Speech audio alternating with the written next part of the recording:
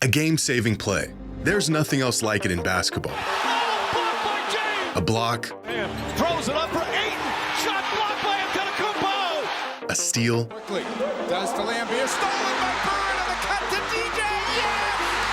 Yes! And a foul. A game-saving shot. Is this the dagger?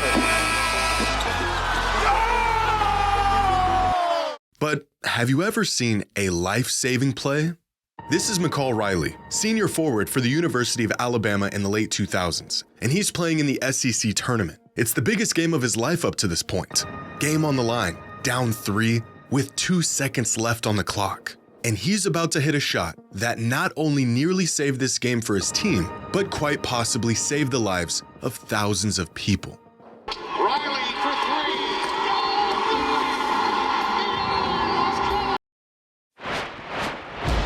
We're hearing some rumbling behind us. The building is rocking a bit.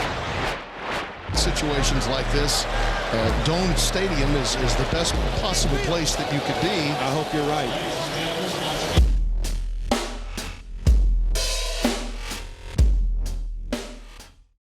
Today's video is sponsored by DraftKings. Football season is here, and my partners at DraftKings are ready to make your Sundays even better. Right now, all new customers who bet just $5 will instantly get $200 in bonus bets. That's right, receive $200 in bonus bets for placing any $5 wager. And you can stay in on the action and use your $200 in bonus bets to bet anytime touchdowns on DraftKings. And if sports betting is not yet available in your state, you can still join in on the action with DraftKings Daily Fantasy and have a shot to win cash prizes. Download the DraftKings Sportsbook app now. New customers use my promo code JimmyHighRoller and get $200 in bonus bets for placing any $5 wager. That's promo code JimmyHighRoller only at DraftKings Sportsbook.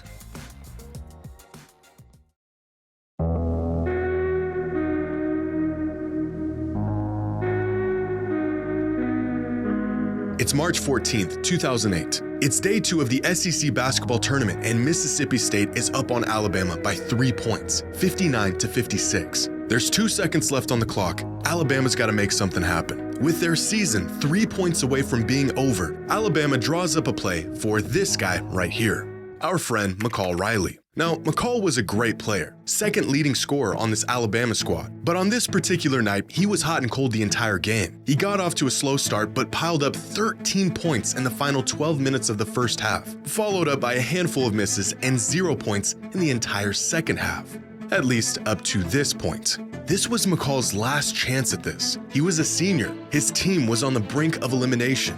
His number was being called, and he answered. Riley for 3.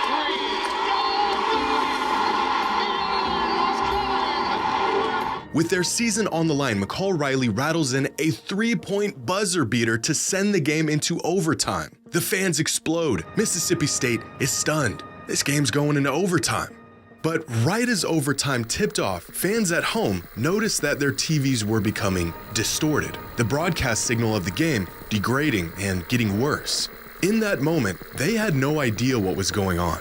But while something special was unfolding on the court, devastation was about to unfold just outside of it. As overtime gets underway, there's an emergency report that a massive storm was building up just west of the Georgia Dome where the game was being played. Within a few minutes, the storm had developed into an EF2 tornado with winds of up to 130 miles per hour. At first, fans and players within the arena were unaware of what was going on outside. But very quickly, the situation became apparent to everyone.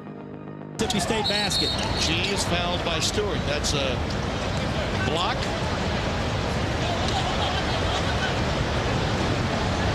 And we're hearing some rumbling behind us. There's some concern. The building is rocking a bit.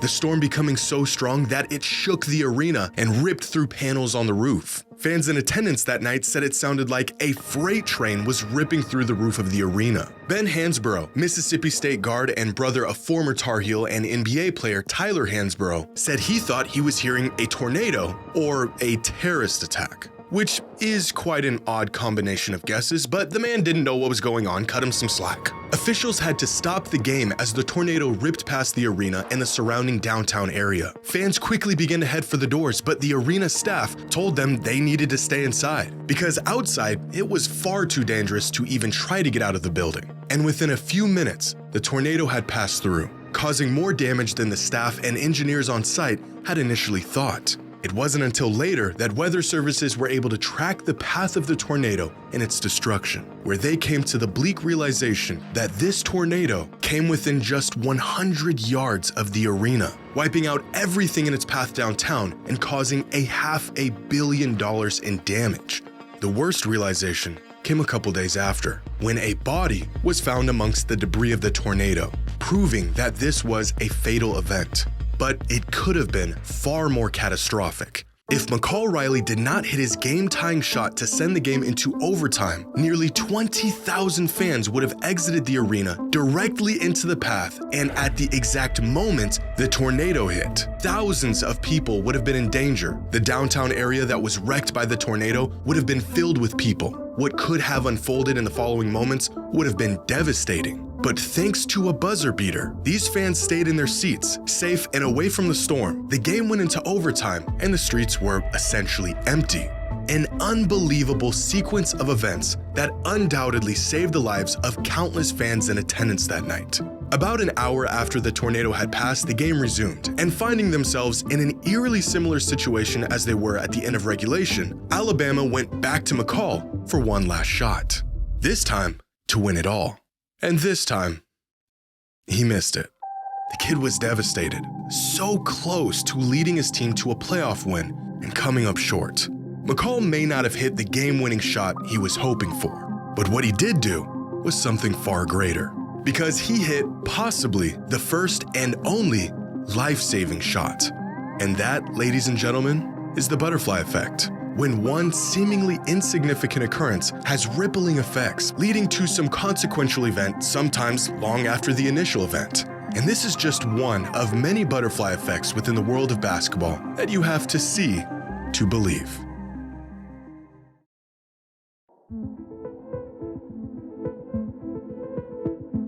Nearly 5,000 miles away from the US, Serbia has grown to become a hotspot for basketball talent. Despite their love for soccer and relatively small population, their influence over the basketball world has been a remarkable feat over the last few decades. And among the countless young Serbian hopefuls looking to make a name for themselves in hoops, it would eventually be Darko Milicic, a player who didn't leave much of an impact on the court, who would inadvertently alter the story of basketball forever. Not by himself, but through a young kid who had no plans of even playing the sport.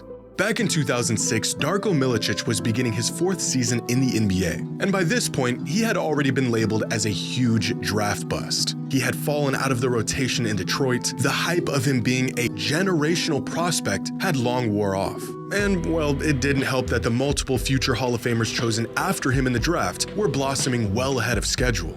On the court, he wasn't really able to offer the Pistons much at the time. But off the court, Darko had the opportunity to offer a fellow Serbian everything. That same year, Jay Smith, assistant coach of the University of Detroit Mercy, was looking for players to fill his roster. One of the players he had his sights on was a 6'6" forward out of Serbia named Nemanja. Smith offered the kid a scholarship, but moving across the world to play basketball in the US was a massive leap for the young prospect. He could take the scholarship and make the move, or he could stay in Europe and take a shot at a career in professional basketball. Uncertain about what decision he should make, Nemanja got in touch with a friend and fellow Serbian-born player who had already made a similar transition from his home country to play basketball in the States, Darko Milicic. Now, Milicic not only assured Nemanja that he should take the opportunity, he also took him into his home and gave him time to acclimate to American life without being on his own. And over the course of that season, their friendship grew. Nemanja would go to Pistons games, throw parties at Darko's house, and even had access to the resources Darko had gained in his time in the NBA. Darko had created an entry point to American basketball for Nemanja that otherwise wouldn't have existed.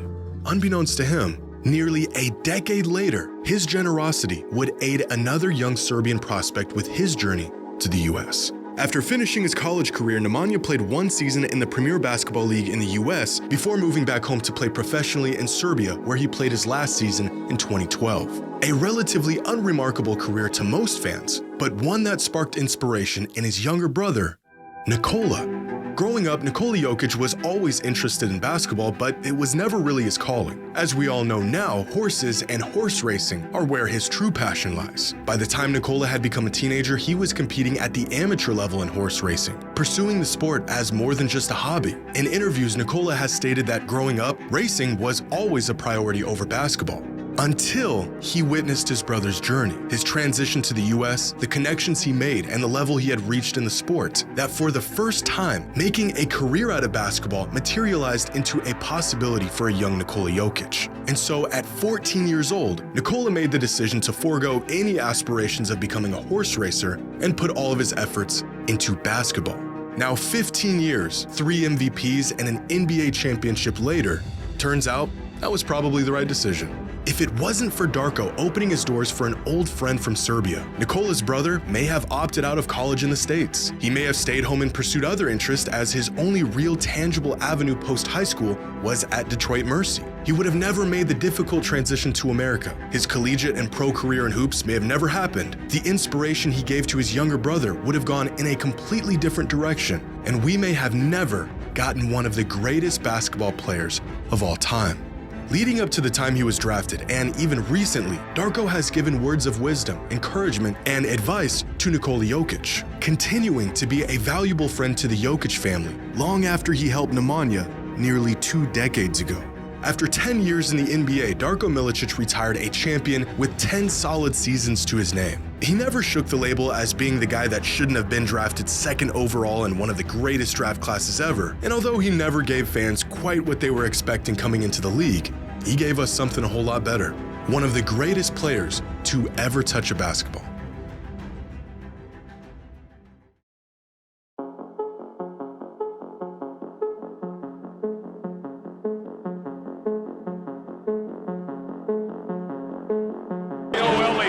Lucky here. Now watch what happens, and watch him go at Ainge right there. He goes right back at him. You see Scotty Brooks is happy, and right here, look at him go up. This is Mario Elie, former guard for the Houston Rockets, and he's on path to winning his first NBA championship. This is Danny Ainge, and he's not happy about it. But this second-round matchup between the Rockets and the Suns in the 1994 playoffs was heated right from the jump. Coming off a finals appearance in the previous season, the Suns were being pushed to the brink by a tough, up-and-coming Rockets team. The Suns took the first 2 games of the series, but in Game 3, Houston completely blitzed them in a 16-point blowout. But in the midst of these games, a smaller battle was taking place between Mario Elie and Danny Ainge. Tensions were building as the play got more and more physical, neither of them willing to budge, leading to this moment towards the end of Game 3, an exclamation point on a blowout win. This was Mario's 3rd bucket of the entire game, and yet that didn't stop him from letting Ainge hear every single detail about it. But with the Rockets up double digits and time winding down, this game was far too out of reach for Ainge and the Suns to change the outcome. So instead, a few plays later, Ainge does something that would change the course of NBA history. This game is going to wind down to a whimper for Phoenix. Olajuwon putting the cherry on the sundae. 118 to 102. Ainge just tried to rifle the ball in, and Elie is mad. I wonder if he did. Well, that was a bit of an overreaction. In a moment of frustration, Danny Ainge decides, if I can't beat him, I'll just hurt him. The man zips a fastball right at Mario, hitting him directly in the face. He then proceeds to play it off like it was an accident. Ainge took the low road and beamed the guy when his guard was down. And this one decision changed the direction of this entire series. If the win in Game 3 didn't give the Rockets enough motivation, seeing their teammate get sniped by a notoriously dirty player was enough to get them going. Little did Ainge know, this decision would have much greater ramifications. Because watching all of this take place was this guy, Robert Horry, aka Big Shot Bob, aka the man with more rings than Michael Jordan. And Ori was appalled by Ainge's actions. So much so that from this day forward, Ori despised Ainge and his dirty tactics. Years later, Ori even went as far as saying he hates Danny Ainge, and he wasn't afraid to let everyone know it. Fortunately for him, the next season, Danny Ainge retired from the NBA, where he could no longer bother Ori or anyone else. Until the Phoenix Suns hired him to be the assistant coach the very next season in 1996. But the changes within the Suns organization that year did not end with the coaching staff. They were also looking to part ways with their superstar, Charles Barkley. So on August 19th, 1996, just 3 months after Ainge's hire, Phoenix traded away Barkley to the Houston Rockets for Sam Cassell, Chucky Brown, Mark Bryant, and Robert Horry. 2 years after that fateful inbounds pass, the guy who Horry hated so much was now his coach. And as you might expect, this did not last very long. Despite their now professional relationship, Horry was not going to hide his feelings about Ainge. Practices were heated, games were even worse. And just 30 games into his time with the Suns, Horry's disdain for Ainge was put on full display for the world to see. On Sunday night, he did this to his coach, Danny Ainge. In a moment infamously known as the towel throw, Robert Horry tosses a sweaty towel in Ainge, his coach's face, completely dismissing him in the process. Look at the disgust on Horry's face. He really did hate that man. And in that moment, there was absolutely nothing Ainge could do about it. What punishment could possibly be enough for such an action? After serving a 2-game suspension for the towel episode, Robert Horry was supposed to be back in the Phoenix uniform tonight. Instead, he's LA bound. 72 hours later, Robert Horry was no longer on the Suns. An unbelievable coincidence of a transaction, considering Ainge said the trade had nothing to do with the towel incident. The team Horry was traded to? A young, rising team in the Los Angeles Lakers, who signed Shaquille O'Neal and drafted Kobe Bryant just 6 months prior. And it was in LA where Horry would grow his legend as one of the biggest clutch shot makers in NBA history. Shots that were the deciding factor in championships, and plays that solidified the legacies of both Shaq and Kobe during their three-peat. If Danny Ainge doesn't rifle a pass at Mario Elie, Robert Horry never grows to hate the man. There's no tension between the two of them. Horry never throws the towel, and he never gets shipped off to the Lakers, completely altering and very possibly preventing a three-peat championship run half a decade later. All of this because Mario Elie got a tough bucket and Ainge had to crash out in the final moments of a playoff game that was already decided. Years later, Robert was asked if he regretted throwing the towel or if he would change anything about that incident. A changed man, Robert said, yeah, of course. If he could do it all over again, he would have thrown a brick. And that is the butterfly effect. When one person's actions spur a series of events that leads to something much, much bigger.